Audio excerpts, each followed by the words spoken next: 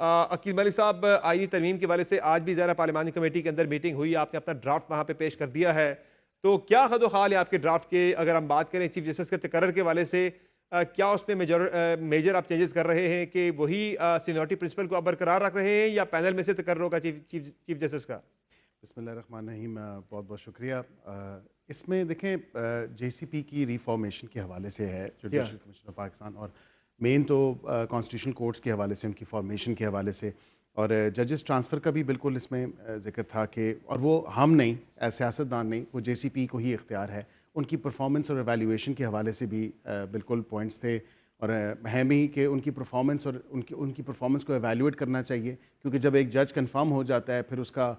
Legal wisdom اور legal ایکیومن، جس طرح ڈیٹیریشن ہائی کورٹس میں آپ نے دیکھی کتنے ہی کیسز ہیں، ججمنٹس آتی ہیں سامنے تو پتہ چل جاتا ہے۔ اور یہ کون کرے گا ٹرانسفر؟ جج کی، ہائی کورٹ کے جج کی ٹرانسفر کون کرے گا؟ جوڈیشل کمیشن آف پاکستان ہی کرے گا جی، جو اس کی فارمیشن، اس کی بھی آپ فارمیشن کو چینج کر رہے ہیں؟ اس کی فارمیشن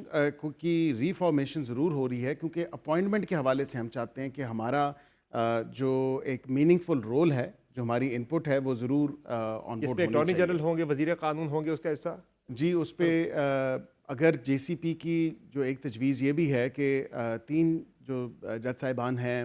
اپوائنٹمنٹ کے حوالے سے، اگر میں بات کروں تو وہ سپریم کورٹ کے ہیں، چیف جسٹس ہیں، سینئر پیونی اور ایک اور جج، اور اسی طرح فیڈرل کانسٹیٹیوشن کورٹ اگر عمل میں آتی ہے ادھر سے 3 ہیں، اور 4 جو ہیں وہ پارلیمنٹیرینز ہیں، جو پارلیمنٹری کمیٹی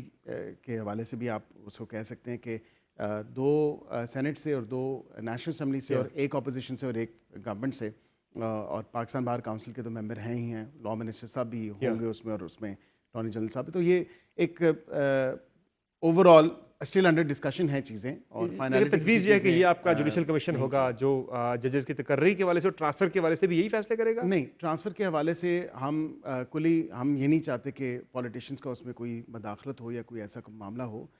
ظاہری بات ہے کہ یہ ان کا اپنا ایک کام ہے اور اس کو وہ دیکھیں گے۔ اپوائنٹمنٹ کے حوالے سے میں نے آپ کو ذکر کیا، لیکن ٹرانسفر کے معاملات صرف ججز دیکھیں گے، وہ وہی دیکھنے چاہیے، اور اس میں قطعاً یہ نہیں ہونا چاہیے کہ کسی کو پولیٹیشین کی ان پٹ ٹرانسفر کے حوالے سے، کیونکہ یہ ان کا اپنا ایک معاملہ ہے۔ سپریم کورٹ آف پاکستان کے 3 سینئر ججز اور 3 آئینی عدالت کے ججز، یعنی 6 ججز بیٹھ کے فیصلہ کریں گے کہ کس جج کی کہاں ٹرانسفر کرنی ہے، اسے اور اگر اس کے جو بھی ممبرز ہیں، اس کی جو بھی کمپوزیشن بنتی ہے، جو بھی اس کی کمپوزیشن بنتی ہے، بیکاز یہ ابھی ڈسکشن چل رہی ہے ان چیزوں پہ، کوئی فائنلٹی اٹین کسی آئینی عدالت کے حوالے سے یو آر کلیئر کہ ایک آئینی عدالت بننے جا رہی ہے، 7 ججز پر مشتمل، بالکل بننی چاہیے، اور آئینی عدالت یہ نہیں کہ کوئی 100-200 کیسز کے حوالے سے، وہ تو ابھی جو نمبر ہے وہ ہے، لیکن آپ نے دیکھا کہ جو بھی کیسز ہیں وہ تمام تر پولیٹیکل پارٹیز کے کیسز، سمر صاحب، وہ ہمارے ہی پولیٹیشنز کے کیسز، آئین کی تشریح اور آئینی نوعیت کے کیسز ہی ٹیک اپ ہوتے ہیں۔ کامن مین کے جو کیسز ہیں وہ محمد اشفاق ہو، محمد ارشد ہو، وہ بیچارے جیلوں میں گرسل رہے ہوتے ہیں۔ چلیں میں اس پہ آگے چل کے بات کروں گا اس کمیشن کی رپورٹ کے وجہ سے۔ کامران مرزا صاحب، آپ کی طرف سے جو ڈرافٹ آج سامنے آیا ہے اس میں جے یو آئی نے تو آئینی عدالت کو رد کر دیا ہے، آئینی عدالت کے آئیڈیا کو آپ نے مسترد کر دیا ہے، ساتھ ہی آپ نے تجویز دی ہے کہ سپریم کورٹ آف پاکستان کے ہی 5 سینئر ججز پر مشتمل ایک کمیشن ہونا چاہیے، آئینی ایک بن جائے، بینچ بن جائے، وہ دیکھیں آئینی معاملات کو۔ تو یعنی اب یہ جو آئینی ترمیم حکومت لے کر آ رہی ہے آئینی عدالت کے قیام کے حوالے سے، اس کو جے یو آئی سپورٹ نہیں کرنے جا رہی؟ جی بالکل ایسا ہی ہے، وہ کمیشن آپ کہہ رہے ہیں، کمیشن نہیں، ہم بینچ کی بات، سینئر ججز پر مشتمل ایک آئینی بینچ کی بات ہو رہی ہے۔ ہاں، بینچ کی بات کرتے ہیں، ہم کہتے ہیں کہ یہ تو انٹرنلی بھی ہو سکتا ہے، سپریم کورٹ خود بھی بیٹھ کے فیصلہ کر سکتی ہے، ایون